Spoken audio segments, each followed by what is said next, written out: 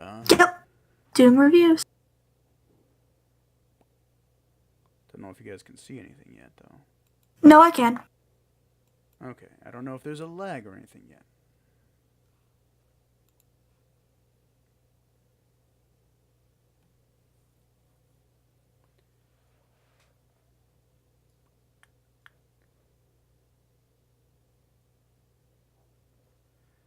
Hello, everyone. Don't know if we, I'll give it a minute.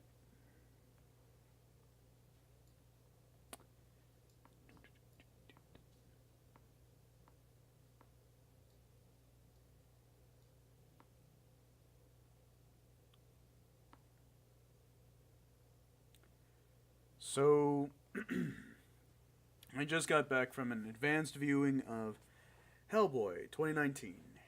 And, um, the first thing I want to start off with is I read a lot of really negative reviews. Like, a lot of people hated this film.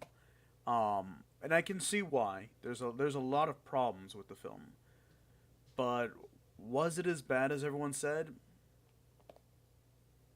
Kinda, kinda not really. So overall, I'd say that this is probably a B movie at best, which is fair considering that as much as I love the first two films, they're also kind of B movies. But that's kind of the point. A lot of the times, it's hard to take Hellboy seriously because it's how do I put this? It's hard to take that source material serious. Um, notifications. I should turn those off. It's hard to take those serious. Hello, kitty. Fist bump. That's close enough. That's my cat Butterball, by the way. He's getting comfy. Anywho, the first two films, as great as they are, and as much as I love the first two films by Guillermo del Toro, they're still kind of B movies. Like I said, it's hard to take Hellboy seriously in any sense of the word when you comfy there. Considering some of it's very pulpy, and this one goes heavy on the pulp. But the problem is, whereas the first film was very focused and very kind of it knew where it wanted to go, this film probably went out the gate wanting to be too big and too ostentatious, and because of that, they ended up losing a lot of the stuff that they could have done, primarily because of the budget issues. And you can tell where the budget was cut, the budget wasn't good enough to do everything that they wanted to. Um, if you've seen trailers for the film, unfortunately, they reveal way too much about the movie, so any mystery that it's trying to uphold, it doesn't hold up well because most of the trailers have given it away. That being said, I won't go into spoilers yet. That's going to come later. So I'm going to try and make this as succinct as possible because I do have a lot of strong feelings about this film. One thing is for certain that the film is paced very strangely. Um, for example, the very beginning starts off with an opening monologue that just goes through very quickly. Even the editing and how it's cut runs so quickly and so not sporadically, but just so unevenly paced, honestly, that it's just kind of difficult to sit through. It's kind of a train wreck at the beginning. And then it slows down a little bit, and then it keeps going up and down, to where it's good, but you can see where they're trying to cram all these ideas, all these wonderful ideas from Mike Mignola, into 2 hours, which it's very difficult to do. Guillermo was able to do a comic in an hour in the first film, and in the second one he was able to tell a smaller story on his own story within that hour and a half. Um, I think they felt like they needed to go really big on this one, which makes it harder to go back to smaller stakes um, in the long run. And I think that's where it goes back to Hellboy itself is a serialized comic. Hi, Jackie. Hellboy is a serialized comic, and that's where it becomes necessary for this to be told because there's multiple arcs and they all tie together because it's all one story. And that's the beauty of Hellboy. That's the beauty of Mike Mignola's work. It all serves a grander story in the end. And yeah, he's got his one shots and everything, but even those one shots sometimes tie into the greater story, and that's why they're in there. He doesn't tell stories for no reason. Granted, yeah, they're still pulpy. Everyone remembers that comic where it's just like, hey, watch it, the monkey has a gun. It seems ridiculous and crazy, but in the context of the story, it's fun, it's interesting. Um, Jackie, that's a great question. Jackie just asked, should you watch Hellboy 2019? Yeah. Yeah, you should. Um, David Harbour does a great job at being Hellboy. I know a lot of people are salty. I was salty at first that they were going to be replacing Ron Perlman, but at the same time, it felt necessary to tell a different story. Now, I wouldn't say wait till it comes out on DVD, primarily because one, if we ever want to see another Hellboy movie, you gotta see it in theaters, and two, it's worth a watch. There's enough entertaining stuff. If you're a really big horror fan, there's a lot of blood and gore and guts, um, and it's not pointless violence. It actually serves the greater purpose of the story, and it does a really good job of making some of it legitimately shocking. Like it's interestingly enough, like a lot of people are complaining that it's really bland, blah blah blah, and I completely disagree. Um, you actually get to feel what Hellboy's feeling, and he is surprisingly emotive despite the makeup that they have him in, which is a good thing. But a lot of what he does, is over the top and a little bit more grandiose because the makeup is not as refined as it was in Guillermo del Toro films because it's really chunky. That's right. I said chunky. That doesn't mean you.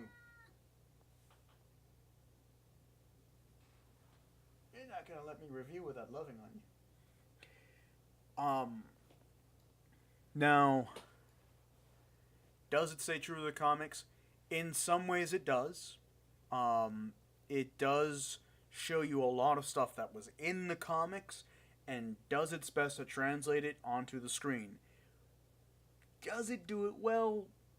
Sometimes yes. Sometimes I felt that it was dumb as hell. It has its own narrative, but it's very close and very similar to the comics. But it's one of those things where they have to make liberties. I get that, but again, we go back to when you try to put it to you this way: Hellboy was born in 1945 and was active with the BPRD until say 2004, 2008, canonically speaking. When you have that huge timeline and you're trying to take all these little moments and put them into one film, it doesn't do justice in translating it. It goes by too quickly. There's some genuinely funny scenes with Hellboy that involve some of the origin stuff. And one of the most surprising aspects, I think, is, and this will be for spoiler discussion, is the Lobster Johnson stuff that they did, which I thoroughly enjoyed. They hammed it up perfectly. I think it was handled really well, just the way it ought to have been.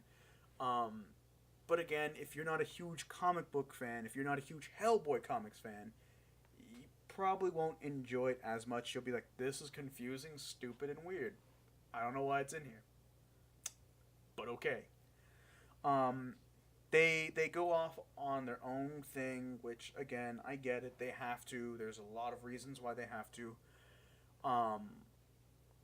But I have to say, it didn't feel like Mike Mignola's story. It felt like someone was saying, you know, people are used to how Ron Perlman is, and Ron Perlman was kind of angsty and kind of, you know, um, hello, Desi. Um, Ron Perlman played it very sarcastically, and he's very sarcastic and very dry in this one too. But I think part of the problem is that's not the only aspect of Hellboy. Hellboy is very brooding. He's very intelligent. He's very mannered. He's very well mannered in the comics. I feel. Sometimes he's just like when he's done, he's done. Um, I know the fight scenes too. There were some problems because literally the fight scenes with the giants, and my wife pointed it out, and Spike did too. I went to see this with Mr. Creepypasta, and his wife, who were awesome. Um, they this fight scene with the giants, he's clipping through it. So there are scenes where it's like a bad cutscene in a video game where he's clipping through and physics is just out the window. Um, which, for as much money as they spent, and as much money that they're not going to get back, which is unfortunate because you got the bad reviews, you got enough people who are like, oh, that's not Ron Perlman, I'm not going to go see it. You got enough people saying, you know, hey, that makeup looks whack as shit, it looks terrible, I'm not going to see this film. Because that's actually how I felt when I first saw the trailer, because the first trailer was awful. I hated it. And the makeup that they do, like I said, is very restricting to David Harbour. I almost called him David Perlman. David Harbour's makeup did not get him to emote as much as Perlman did, but at the same time, he did a serviceable job. There were moments where I genuinely believed what he was going through, and moments where I was just like, okay, come on, he wouldn't say or do that, but that's out of character. But okay, you know, whatever, right? It's only my favorite superhero, what would I know? I guess what I'm really trying to get down to is, obviously, they need to go ahead and let me write these from now. But seriously, it's better than I expected it to be. I think a lot of the hate comes from this isn't Ron Perlman, this isn't Guillermo del Toro. I think that a lot of people coming into the film expecting, you know, this awesome superhero kind of deal, you get some of that. You get a lot of that, but one of the things, like one of the very first things at the very beginning is Hellboy is the world's greatest paranormal detective, paranormal investigator, I should say. He's not as bright as he should be, but I mean, he's kind of the same way in the comics. He gets his ass beaten a lot in here, by the way, which again is very true to the comics. He gets his ass handed to him a lot of the time. He usually gets up, and that's what is cool about him is he always gets back up to fight, and usually he'll triumph, even if it takes every little bit of his effort.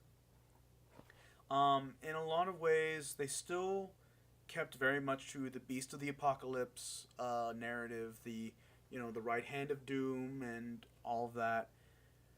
They didn't go too far into the right hand of doom lore. Actually, it's more about his heritage and his bloodline, including, and unfortunately, again, they spoiled it in everything, in the trailers and everything, that he's technically the son of Arthur, Arthur Pendragon. He wields Excalibur because you see him in the film, which works at some points and then works in others not so well. Overall, the tone was actually pretty rock solid, but it felt like, again, we go back to the budget wasn't quite where it needed to be. So there was scenes where at the very end of the scene, at the very end of the movie, where you see it in the trailer, he's shooting people in the head and all this other jazz. It looks like it's made like a made-for-TV film, and it's really bad. You see that at the very end. There's a lot of that going on. The makeup that they do on Baba Yaga, which I had this problem early on too in the trailers and just seeing the stills.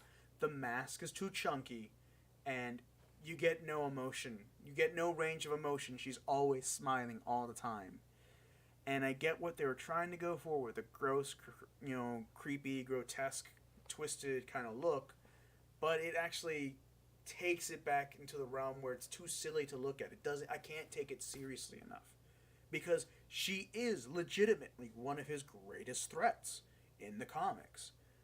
But because they try to go overboard, and I think this is a problem with a lot of modern horror too, and this is my critique on that, is that a lot of modern horror, like if you watch Annabelle Creation, other movies, everything is so overtly like, this is evil, can't you tell? I mean, Annabelle in the original stories, in the original story from Edwin and Lorraine, is just a regular Raggedy Ann doll.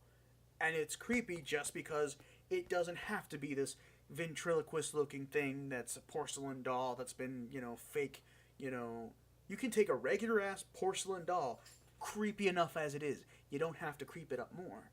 And Baba Yaga has the same problem here. They take a already decrepit, creepy old woman, the idea of that whole concept, and then they twist it a little too far in either direction, and it's silly. It's to the point where it takes it out of the film in a lot of ways. And there are moments where it's just genuinely believable when she's attacking him. They're fighting and everything. It's great, but it still looks far too cartoonish for what we're expecting. Because I think another major reason why this film didn't do well, and may not do well, is the R rating. Hellboy doesn't need to be R rated. I'm just gonna put it out there because the only reason they put the R rating is because of blood and gore. But then they have everyone and their brother using the F-bomb all over the place, and it's just like, okay, listen, you don't have to use the F word to convey a point. Hellboy rarely curses. He rarely uses, fuck in the comics. Like, his go-tos are damn, crap, shit, bastard, son of a bitch, those sorts of things. Very PG-13 language. And yeah, it's because it's in comics, but at the same time, it feels kind of like the core of the character is he's not someone who is going to go out of his way to curse that much. It's a weird way to look at it, but it's one of those things where it seems out of character.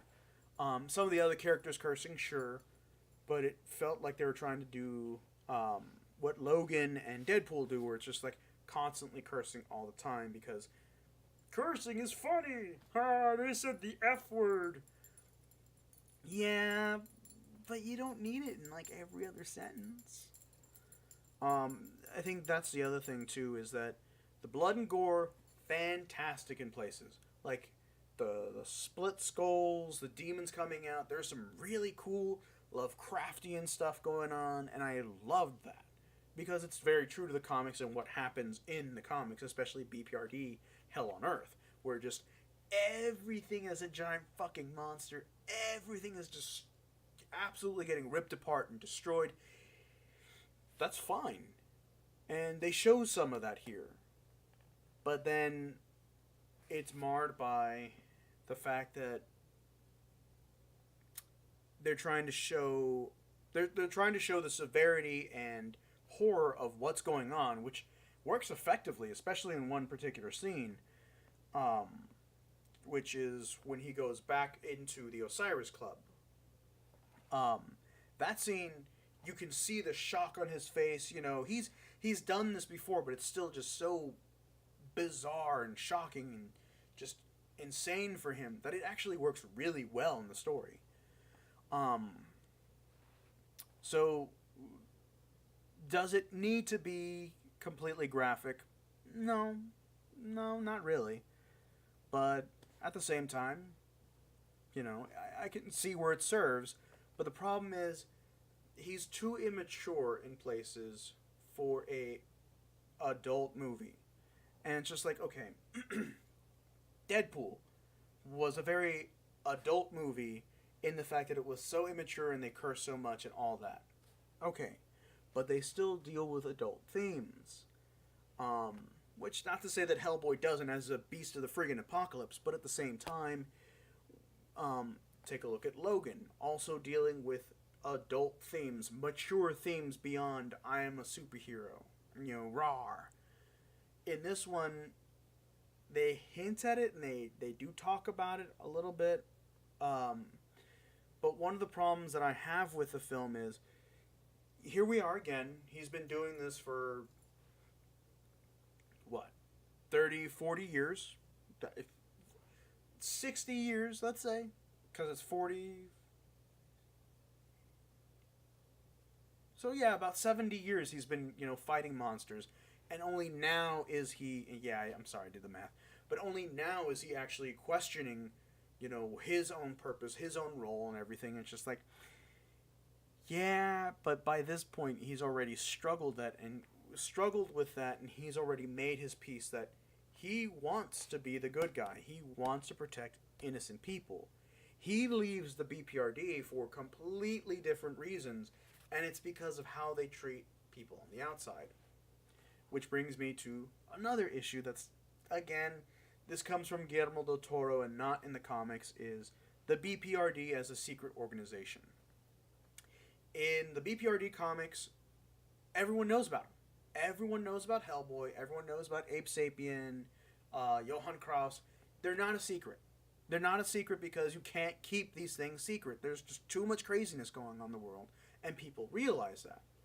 So when they're trying to do the whole, secret organization thing, people don't know about us. We're the shadow, taking care of the shadow. It's just like, okay, that works in a film, but it also doesn't, because in the first couple of minutes of the film, people already know who Hellboy is. They've seen him before. They know he's ugly. So that also kind of clashes in places as well. If they had just said, hey, everyone knows about the BPRD, they work with the government, everyone has their own agenda, and they are actively trying to prevent the world from being destroyed and prevent people from being harmed, they do so much public good that for the longest time Hellboy has no problem running with them. But when they take a homunculus in the comics, Roger, and put a bomb in his chest because they feel that he can, that he's a liability, he decides, you know what, that's too much, man. That's too crazy for me. I'm out. Because when are you going to put a bomb in my chest? That sort of thing is very different, and they could have done that. They could have done something similar with that, because they already had Ben Dynamo, who Ben, which again you've seen in the trailers, in the comics, is possessed by the spirit of the Jaguar, meaning he transforms into this grotesque Jaguar creature and will absolutely destroy and wreck house. At one point, in order to stop him, they send a Wendigo after him, and he, if I remember correctly, he kills the Wendigo. That's how powerful the Jaguar spirit is. And you get to kind of see that in here. But they went with just a regular Jaguar design, which is fine, I guess. But in the comics, in BPRD, it is far more grotesque looking, and it's really interesting to see that. So, again, we go back to, there's stuff that I would have loved to see them do differently. But at the same time, I respect what they did. The other thing, too, is my wife was telling me, hey, I've never wanted to really read the comics except that you like them, so I'm sure there's something to them. She goes, this actually made me want to read the comics more because it explores more of the aspect of, like, how magic works, how everything Lovecraftian kind of works, and how it looks in the films and in the comics, which works really well. So it's good for that reason, too, is Del Toro's films, again, the first one, very focused in on his origin story, because that's what it is. This one is the overarching themes. Like, one of the trailers shows Hellboy on the dragon holding the Arthurian sword.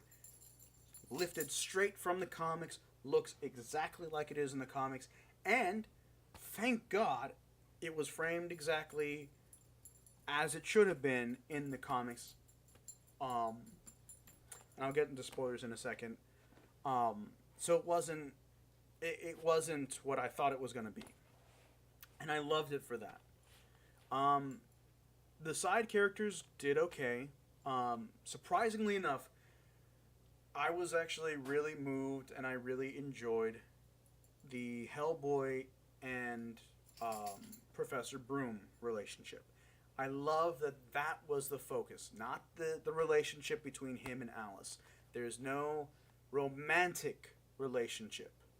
I loved that because Hellboy doesn't really have romantic relationships in the comics except for two people. And technically Alice was supposed to be that, but I like the idea that he sees her more as either a sister or um, almost like a kid that he's adopted.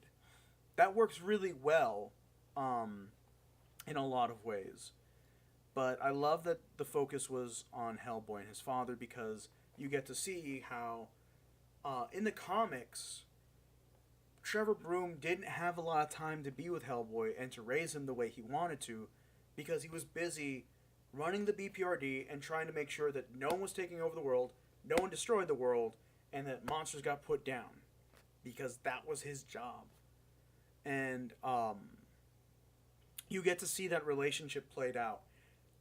Unfortunately, they do a lot of, old school, nut up and shut up and stop bitching and whining and just be a man. Although,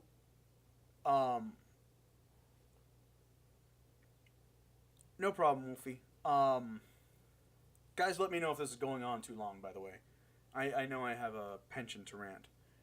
Um, but the relationship between Trevor Broom and Hellboy was actually pretty well done, despite the um, kind of misogynistic, toxic masculinity involved bullcrap. Um, because what it really shows is how some fathers communicate differently, and in a lot of ways, spoiler for from here. At the very end of the film, Hellboy is confronted with his choice of being demonic, destroying the world, or letting that all go and protecting it. And there's this really great moment where the spirit of Trevor comes back and he kind of tells him, stop being such a stop bitching about it and be a man. Be the man that you are. Be a man, a good man, because that's what you are. That shit always hits me where I live, and that has always been, for me, the crux of Hellboy.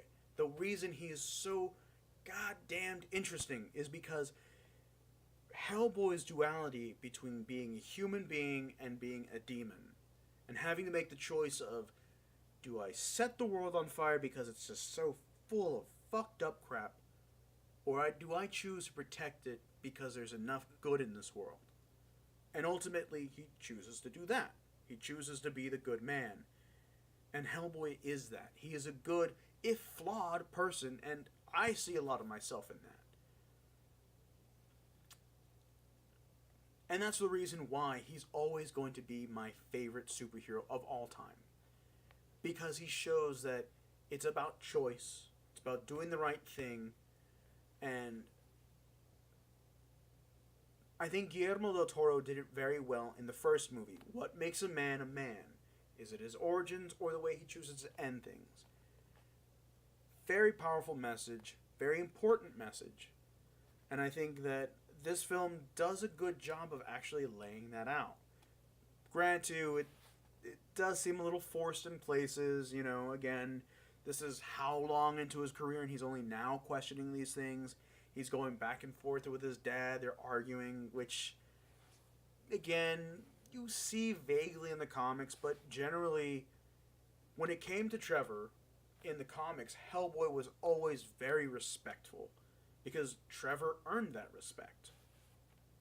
So, yeah, there's some major differences, but there's also a lot of similarities. I can see where they got the ideas. I can see where the comics are coming to life.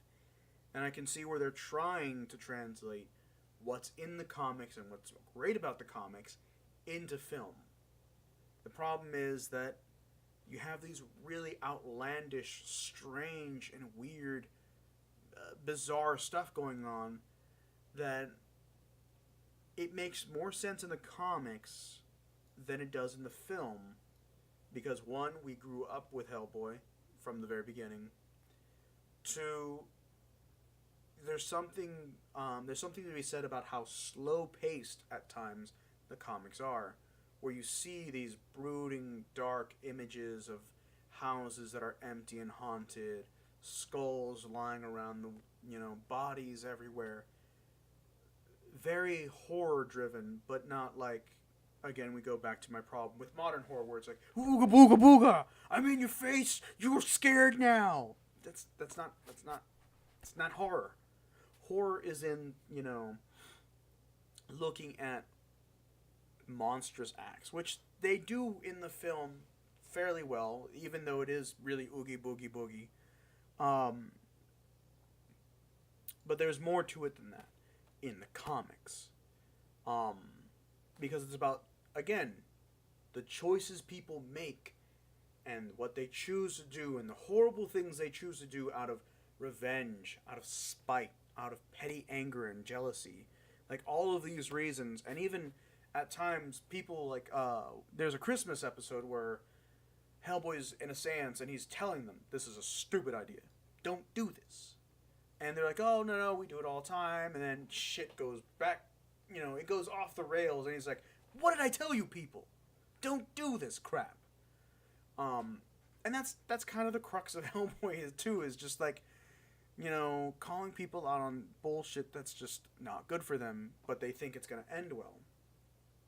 There was a moment in the film that kind of felt hokey like that, where he has a moment where it's just like, well, how do we know she's the bad guy? I mean, it isn't until he goes back to the Baba Yaga and sees that she's feasting on babies that he realizes, oh yeah, that's why these people are evil. Good point. I like that. But at the same time, it just felt a little out of character considering he's been doing this for so long, because he has seen monsters. The other thing they do at the very beginning of the film is kind of like what they did in Van Helsing 2004, where he kills a monster and he sees it transform back into the human and he has to deal with that. That's fine. That's still something that's very... that does really well narratively if you know what you're doing. So before I go way too long, which at this point I don't know about you guys, but maybe it has been, I would say that yes, go see this film. At least see it once, see it for yourselves, make your own opinion of it, and remember, it's just a facet of Hellboy. Like Spike pointed out to me, there's not really been a definitively great Superman film. They always do something wrong or screw the character up somehow. Same could be said about Hellboy. They have not translated him as well as I'd like. It's not like having Captain America or Iron Man where it's just like, that's perfect. Because as much as I love Ron Perlman, and God knows I love Ron Perlman as Hellboy, and honestly I love David Harbour too. I'm just going to go out there and say it. I also love me as Hellboy. But the idea is that, each director is trying to go for different aspects instead of the whole. And the only way to explore the whole of Hellboy is through the comics, because it's serialized. Now, if Netflix were to take Hellboy and the BPRD and make it a series, I think it would do well. I'm not going to lie to you, because then we get more of the characters, more of their struggles, more of why all of this matters and how it hurts them. One of my favorite scenes in BPRD, I know I'm going on, I'm sorry, but in BPRD, there's a scene where Munich gets obliterated by these enormous monsters, and Johann Kraus, the medium, who he looks like a gas bag in Golden Army 2. It looks pretty similar to the design in the comics. It's recognizable enough. He goes through and he's talking about, I went to that bakery, over there. I knew the family that ran that bakery. And he kind of goes through his memories of the destroyed city, and you can feel without seeing him, just through the imagery that he used, the pain he's experiencing, and that's great writing that we won't see on the film. And it's even more poignant with the haunting image of his hand just trailing out of a car window, exuding his gas, his fog, his essence, and showing all of the spirits of the people who died because of this incident. And there's something so moving and so human in that struggle to survive, and the struggle of catastrophe that we deal with on a normal basis. That nature versus, science almost, mankind versus nature is what it really feels like. Not mankind versus just evil, mankind versus man. It's the very nature of these creatures and the world that we live in that we've neglected for so long. And I love that in the comics, and I wish we could see it more in the films, and I wish we could explore those a little bit deeper. So, in conclusion, see the movie. Go in with low expectations. You might be surprised. At least see it once. Give it your money. It deserves it. I'm gonna say that it deserves it because I want to see them try to do a sequel. Yeah, the reviewers said it was bad, but you know what? They're not always right. I, for one, happen to love the Guillermo del Toro films. Is it on par with those? No, because you can't compare an orange to an apple and say, well, the apple is better. Depends on the apple. The Granny Smith is obviously better than the orange, but Macintosh just tastes squishy and gross. If you like that, you're a terrible person with terrible taste. No, I'm just kidding. But it stands to reason that everyone has different tastes. So go and see it for yourself. But more importantly than seeing any of the movies, forget the movies. Get the books. Read the comics. I'm begging you. They are beautiful masterpieces, and it isn't just the pulpy stuff. There's poignant moments. Like my favorite comic book for Hellboy, the favorite strip I have, comes from the Right Hand of Doom comic, the graphic novel, and it's about Hellboy fighting the Saint George Worm. It's beautiful, makes me tear up a little bit, and it shows more of who Hellboy is, and it goes into that. That for me is one of the most special comics. There's some beautiful scenery in it. So please, pick up the comics. If nothing else, read the comics. Because they're worth your time. They're damn well written, they're damn good, and there's damn good horror in them. If you're a fan of horror, if you're a fan of adventure, if you're a fan of action, read these comics. Read the Hellboy and BPRD comics. They're worth it. That being said, that's pretty much it for me. Do you guys have any questions for me? Any last minute thoughts? Anything you'd like to hear me ramble on about?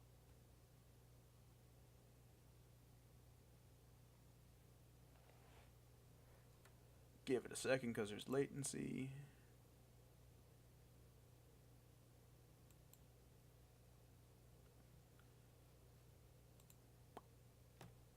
Alright, folks. Well, I've been the Right Hand of Doom. I thank you very much for coming in and listening to my review. I'm not important. I'm just a big lover of the fan. I'm a big lover and a fan of the comics. I'm a big lover and a fan of Mike Mignola's writing and the character Hellboy. So I hope this has been insightful for you guys. I hope this has been, if not entertaining and confusing and bizarre and really poorly well done, I hope this encourages you guys to go out and make your own decision. Maybe see it once and tell me what you think. Alright, ladies and gentlemen, as always, I'm the Right Hand of Doom. It has been wonderful hanging out with you guys. I will catch you in the next one. And be sure to subscribe to Laughably Dapper Entertainment. We're going to be streaming probably tomorrow with Pathfinder Shadow over Taldor. We can't wait to see you guys there. There's going to be plenty of shenanigans. So, as always, sweet dreams and pleasant nightmares.